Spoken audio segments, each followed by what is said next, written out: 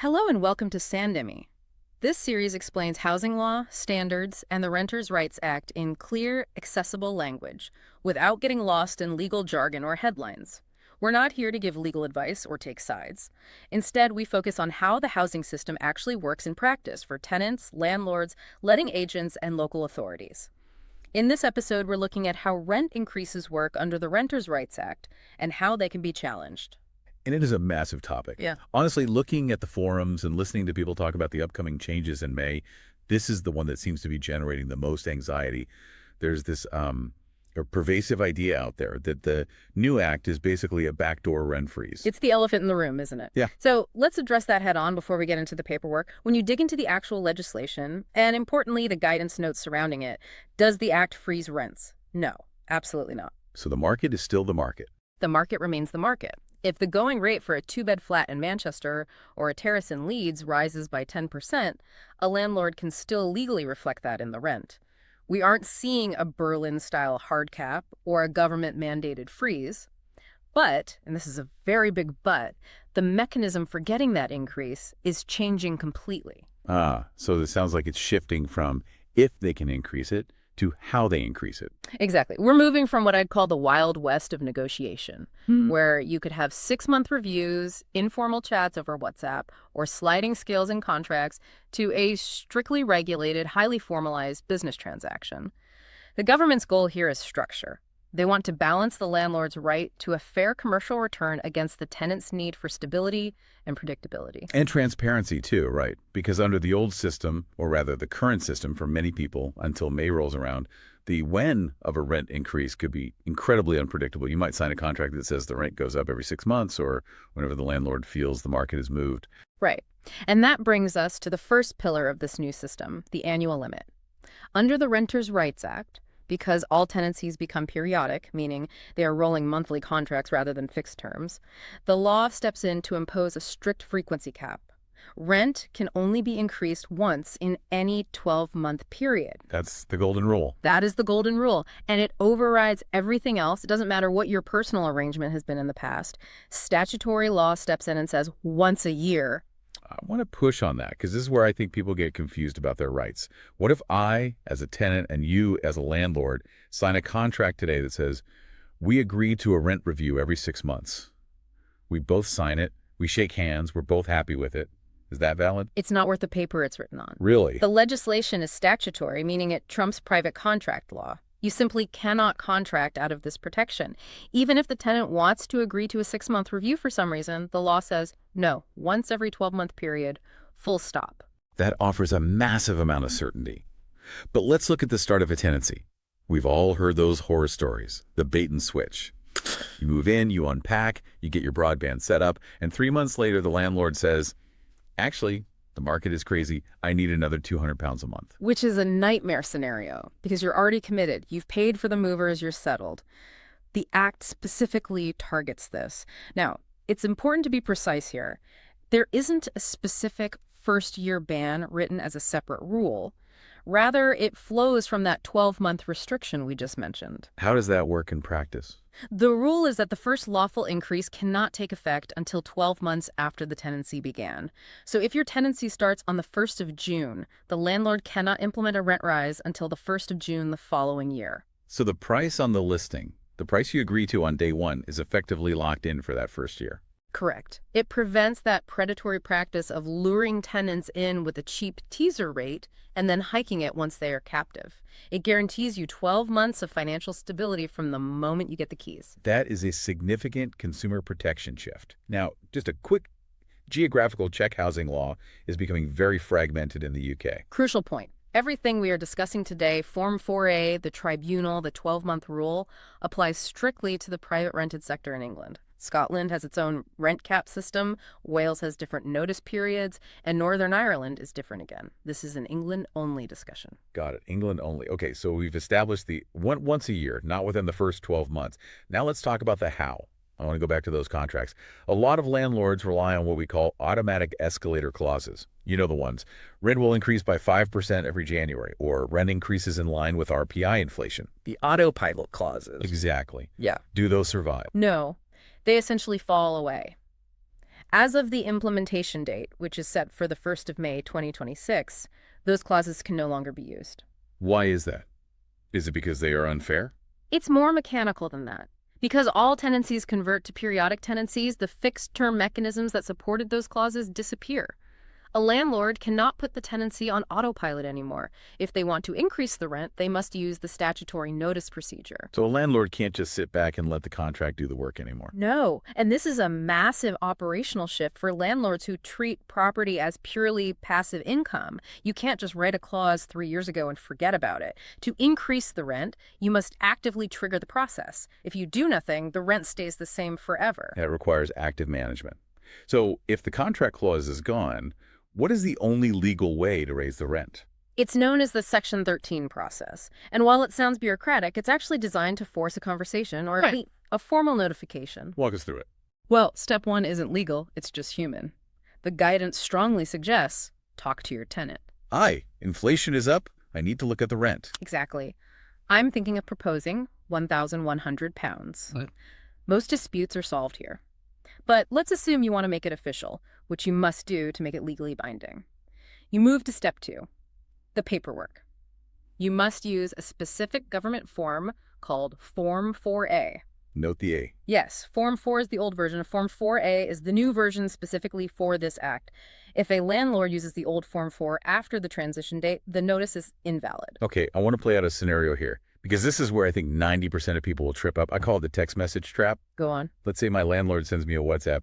Hey, costs are up. Need to raise the rent to £1,000 next month.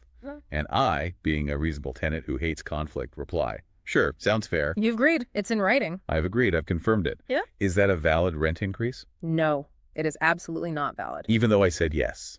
Even though I have the Okay. chat history to prove it? Even though you said yes, even if you start paying it. Technically, under the new act, without Form 4A, that increase hasn't been legally established via the statutory route. That feels counterintuitive. Usually if two adults agree on a price, that's the price. Why does the law intervene here? It's about power dynamics and information hierarchy. The government argues that a text message doesn't inform you of your statutory rights. Form 4A isn't just a bill, it's a legal document that says, here is the new rent, and crucially, here is your right to challenge this at a tribunal if you disagree. I see. So if the landlord just texts me, they're bypassing my right to know that I could have challenged it. Precisely. The law treats the lack of Form 4A as a defective process because the tenant wasn't fully informed of their options. It protects tenants from being pressured into informal agreements because they don't realize they have a choice. That's a huge user beware for landlords. You can't just rely on a friendly text. You need the form. Okay, so we have Form 4A. What about the timeline? Step 3 is notice.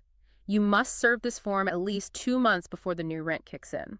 2 months. So if I want the rent to go up on New Year's Day, The tenant must have that form in their hands or in their inbox, which we'll get to by November 1st. And this brings us to another massive trap. Service. how you actually deliver the bad news. Exactly. You can hand it to them, you can post it. But in 2026, everyone assumes you can just email it. The send button is dangerous. Extremely. Under UK law, service by email is only valid if the tenancy agreement expressly allows notices to be served by email. So if my contract is an old one, or just doesn't mention email, and the landlord emails me Form 4A, You could theoretically argue in court that you were never served. The clock never started. The landlord has to start all over again, reserve it by post, and wait another 2 months. that is a costly administrative error. It sounds like landlords need to audit their contracts right now to see if that email clause is in there. Absolutely. If in doubt, stick it in the post with proof of postage. Okay, we've got the timing, the form, and the notice. Now, the big one, the money. Is there a cap? There is no numerical cap. The government resisted the pressure to say inflation plus 5%. Instead, they stuck to the principle of open market rent. Open market rent. It sounds simple, but I feel like there's a trap there too. What does it actually mean? It means the rent a landlord could reasonably expect to receive if they put the property on the market today for a new tenant. It is an objective measure of the property's value in the current market. Here is the distinction I want to nail down, because I hear this from landlords all the time. My mortgage rates have doubled, my insurance is up, my maintenance costs are up. Therefore, I need to raise the rent. Does the law care about the landlord's costs? No. And this is harsh, but vital to understand. The tenant is not responsible for the landlord's business model. It's like a coffee shop, isn't it? It is exactly like that. If a coffee shop's rent goes up, They can try to charge £10 for a latte. But if the coffee shop next door charges £4, nobody will buy the £10 latte. The value of the latte is determined by the market, the consumer, not by how much debt the coffee shop owner is in. So if a landlord goes to a tribunal and says, I need £1,500 because my mortgage is $1,400, the tribunal will just shrug. They will disregard it entirely. They will look at the house next door. If the house next door rents for £1,000, then the market rent is £1,000. The landlord's profit margin or lack of it is irrelevant to the valuation. That leads us neatly to the tribunal. This is the ultimate safety valve in the system. If I receive a Form 4A and I think this is way above market rate, I can challenge it. Yes. You refer the notice to the First-tier Tribunal. That sounds terrifying. Yeah. Do I need a barrister? Is there a jury? It's designed to be the opposite of that. It's a low-cost, accessible forum. It's usually a panel, often a lawyer and a surveyor. They aren't looking for legal arguments. They are looking for facts. What kind of facts? They look at the physical reality. Does the roof leak? Is the kitchen from the 1980s? And they look at comparables, evidence of what similar properties in the same postcode are actually renting for. Now, here is the risk I've read about. The tribunal isn't just a place to get a discount, is it? No, and this is a very important point. The tribunal's job is to find the true open market rent. It is not a negotiation. They don't say, the landlord wants $1,200, you want $1,000, let's meet at $1,100. They don't split the difference. No. They look at the data. And if the data says the flat is actually worth $1,300, they can set the rent higher than the landlord asked for. yes, it is a possibility. So the advice to tenants isn't always challenged just in case. Exactly. The advice is, do your homework. Go on Rightmove or Zoopla. Check the local listings. If the landlord is asking for $1,500 and everything else is $1,200, challenge it. But if the landlord asks for $1,200 and everything else is $1,400, you might be better off accepting the notice. So it's a mechanism for fairness, not a tool for haggling. Precisely. Where does the local council fit in? Do they set the rates? No. The council has no power to set rent levels. The council's job is compliance. They police the bad behavior. If a landlord tries to evict you for challenging a rent increase or harasses you for cash without serving Form 4A, that's the council's turf. But the valuation, that's strictly for the tribunal. Division of labor. Council does the rules, tribunal does the money. Spot on. Let's look at the timeline again. We are recording this in February 2026. Implementation is set for the 1st of May 2026. How does the transition work? Because surely there will be notices in the post right as the law changes. It's a clean break based on the date the notice is served. Served meaning delivered to the tenant. Yes. If a landlord serves the old Form 4 before the 1st of May 2026, the old rules apply to that specific increase. And if they serve it on or after May 1st? Then the new rules apply, and they must use the new Form 4A. And so there will be a crossover period where two systems are running side by side, depending on what day the envelope landed on the doormat. Yes, but tenants should remember, the right to challenge an excessive increase exists in both systems. The new system just formalizes the process and makes the transparency mandatory. It really feels like professionalization is the buzzword here. It is. It's forcing landlords to act like businesses, not hobbyists, and it's giving tenants the clarity of a regulated service. So let's bring it all together. If we want our listeners to walk away with a checklist, the 4 pillars of a lawful rent increase under this new act, what are they? Let's break them down. Pillar 1 is annual. Rent increases can only happen once in any 12-month period. And flowing from that, the first increase cannot happen until 12 months after the start of the tenancy. No more 6-month reviews. Pillar 2. Form 4A.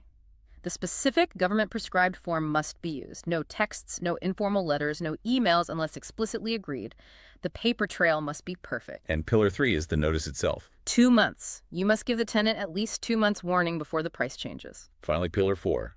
The money. Market value.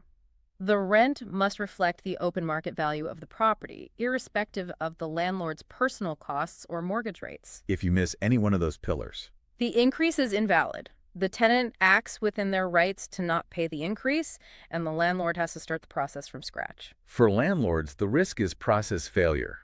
You can lose months of income just by using the wrong form. And for tenants, the benefit is transparency. You know when it's coming, you know it's formal, and you know you have an independent referee in the tribunal if the price is wrong. It removes the shock factor. It turns a scary, informal demand into a regulated business process. Which, in the long run, should tackle some of the anxiety that defines the current rental market. That brings us to the end of this episode of SanDemy. We hope this has helped explain how this part of the housing system works and why the changes matter in practice. This content is provided for general educational purposes only, does not constitute legal advice, and is not published on behalf of any local authority or organization. For specific situations, always refer to the legislation or official government guidance. If you'd like to follow the rest of this series, you can subscribe to the channel for future episodes. In the next episode, we'll look at what protections do tenants have under the Renters' Rights Act.